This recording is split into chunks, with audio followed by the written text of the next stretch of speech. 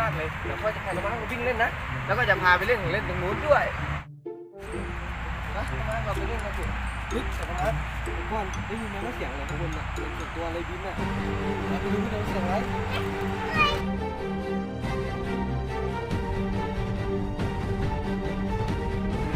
แล้วมันตัวนี่ตัวอยู่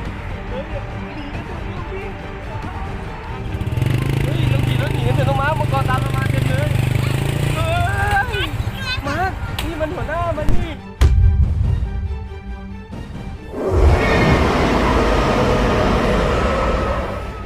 มาร์คหัวหน้ามังกรมันดักเราอะเราจะทำยังไงกันดีอะโอ้น้องมาร์คพอคิดออกแล้วเราต้องใช้ประตูทะลุมิติหนีมันน้องมาร์คลงลึกครับ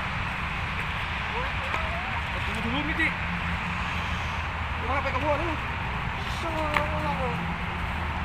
เฮ้ยน้องมาร์คนี่ประตูทะลุมิติทำไมไม่พาเราไปบ้านน่ะทำไมพาเรามาโผล่ทุ่งนาเฮ้ยที่นี่มันคุ้นๆนะน้องมาร์คใช่ที่เราเจอไซเลนเฮดไหมอะใช่ไหมใช่นี่ทำไมไม่ได้พาเราไปบ้านเนี่ยเฮ้ยน้องมาร์คได้ยินเสียงอะไรหรือเปล่าเสียงมันเหมือนไซเลนเฮดนั่นไงไซเลนเฮดวิ่ง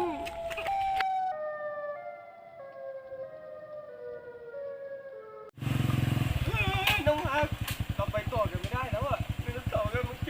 กินซากอยู่อ่ะเราต้องเลี้ยวกลับแล้ว